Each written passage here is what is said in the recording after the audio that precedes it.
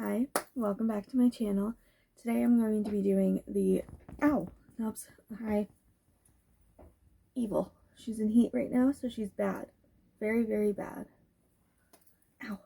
I'm going to be doing the Goth Snob Tag because I wanted something a little bit easier to do today. Tomorrow is the 23rd while I'm filming this. This probably won't be up till after the holidays, but while I'm filming this, it's the 22nd today. And I wanted something easy to film while I last minute crunch getting everything ready for Christmas. So let's just get started. I will leave all the questions down below as well as a link to the creator, if I can find the creator of this tag.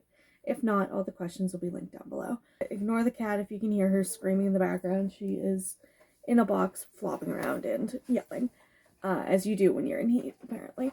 So the first question is, what are your views on goth brands and their affordability? Okay, so this might be where we start to get a little controversial here. This is the Goth Snob Tag after all. So I'm going to talk about how I feel about gothic stores. Stores labeled goth. There are a lot of alternative stores and goth stores that do sell really good stuff. And the pricing is affordable for what they are. But then there's also places like Killstar that have gone drastically downhill in the last few years. Like, their quality has not been the same. I heard recently from other reviewers that their quality has slowly been getting back to what it used to be, but I don't know if I trust that, to be honest. I haven't bought from them in like literally 10 years. And that's kind of the reason why, is like, what are you paying for? Are you just paying for the goth label at this point? Or are you paying for quality? Are you paying for sustainability? Are you paying for, like, what are you paying for? Are you just paying for an aesthetic at this point? Like, that's what I'm worried about.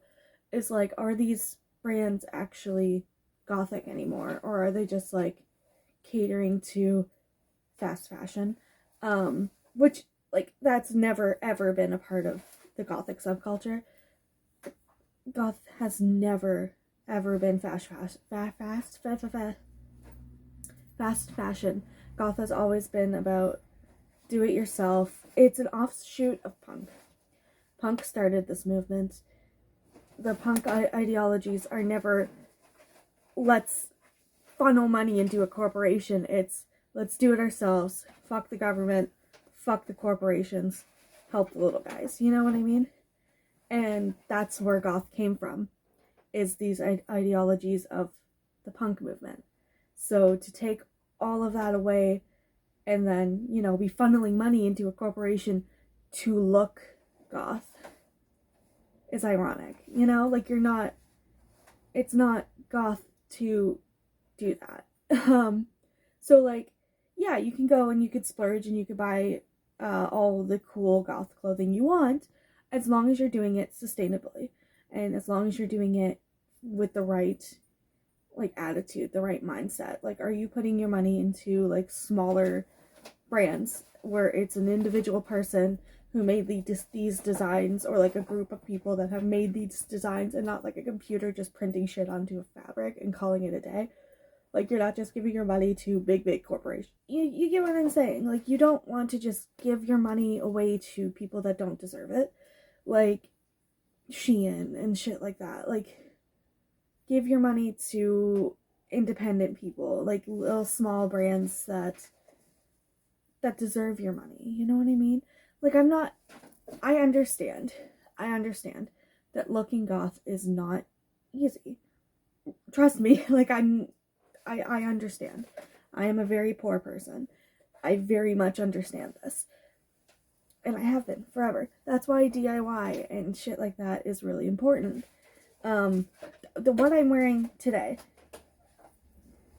it's literally, I got this at Walmart, I'm pretty sure. Like, it's, you know, like, no, Walmart is not a brand that I want to support. But, like, sometimes you have to get your basics at places. If you don't know how to sew a pattern and you don't have the fabric and you don't have, like, you just want to have some basics. That's cool. But don't go out and search for goth tank top and just buy it because it's labeled goth. You know what I mean? All right. Anyways, is buying goth brands selling out is question number 2. My god, that cat is going ballistic. She's in her box. The whole side of it is like destroyed because she's too big for it. It's a shoe box and she's, you know, not the size of a shoe, obviously. So the entire side of the box is just broken. And she's still trying to make it work. I don't know, cats. But like, buying goth brands selling out. No and yes. Yes and no. Same as the first question, like, it's all about the sustainability of it all. Like, are you buying fast fashion? Are you buying from individuals? Are you buying from, creative people who are making these designs themselves? Or are you just hopping on a trend kind of thing? You know what I mean? Alright, anyways. Does DIYing it make you more goth? This is where the gatekeeping comes in. I am going to say yes and no. If you're just wearing basics and that's all you have and that's all you're doing is like, you have a pair of black jeans and a black shirt, that's fine. That's good. You could wear whatever you want. It doesn't make you more or less goth. Just wear what you have. You are goth no matter what you're wearing. If you follow the mindset, if you follow the culture, the reason why goth is a thing to begin with. If you are doing all of that and you are wearing whatever the hell you want to wear, doesn't matter what it is, you're goth. But DIYing is part of the culture. So if you want to DIY and you want to get into doing that and you want to wear more goth fashion, then DIY is a part of that. But, like, it's not, you don't have to do that.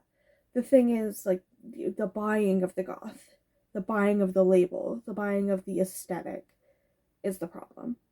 Not the whatever you're wearing is goth because you are goth thing. That's fine. That's 100% fine. But if you're just buying something for the label of goth and you don't follow the lifestyle, the culture, then that's the problem. What music should you listen to be goth? You can listen to whatever you want, as long as you have an appreciation for where goth came from. And that includes the music. If you don't like goth music at all, / period, I don't know if you can really be goth. You can like the gothic aesthetic, you can like gothic things, but I don't think you can be goth unless you really appreciate where goth came from. Like, you don't have to, goth music doesn't have to be the only type of music that you listen to. It doesn't have to be your main genre. It doesn't have to be it. That doesn't have to be the only type of music you listen to. You can listen to whatever you want, as long as you understand fundamentally where goth came from and the music part of that. Like, I personally wouldn't put goth music as my top music of all time. I kind of more lean towards like the emo pop punk, like, I don't know, like scene kind of, not scene, I don't know. Alt rock is more my vibe. But like, I love some goth bands and I love where goth came from. I love the history. I love learning about it, and I have a fascination in the goth subculture and the gothic music. So like, I appreciate all of these bands. They are in my playlist. I do listen to them, but they're not my top genre. They're not my top artists. Like, I do listen to The Cure. I do listen to Susie and the Banshees. I do listen to all of these classic goth bands, but they're not my all-time favorite music, if that makes any sense. Number 5, what is the minimum requirement to be considered goth? The lifestyle, the ideals, the fundamentalism of it all. you have to understand that goth isn't about an aesthetic. It is about a lifestyle, a way of living. It's the same with punk. Like, if you are in any sort of community like that, it is very much not about what you're wearing. It is about what you're saying, what you're preaching, and how you're living, and how you're going against the norm, in a way. Counterculture, if you will. But not in a way that's like, you know, like conservatives cannot be goth. Conservatives can't be punk. The ideology isn't worshipping any political figures, any side of the spectrum, left, right, doesn't matter. Democrat, Republican, I'm Canadian, so I don't know what those mean. Well, I do, because, you know, Americans center themselves around everything. So of course I know that. But, like, it's not about any of that. It is about basic human rights. It's about fighting against the corruption. It's about all of that. And let's be real here. All sides of government is corrupt. Government is corrupt in general. The whole thing is corrupt. The whole system. And the goth punk, it's all about fighting against that in whatever ways we can. And the little things like not funneling into capitalism is a way that the goths are doing that. Like, DIY is part of that. DIY is fighting against that. Fighting against the norm, fighting against capitalism, fighting against government, corruption, shit like that. That is all part of being goth. 6. Should you maintain the gothic aesthetic at all times to be considered a true goth? I've already touched upon this. I don't think that the clothes and the makeup make the goth. If you want to, go for it.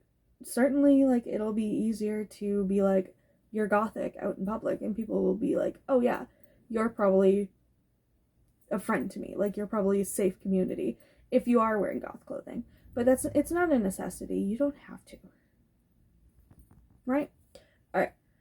7. Are the big name YouTubers selling out, cashing in when they receive hauls from companies? Get your bag. That's what I'll say. I'll just say that. I'll say make your money, get your bag.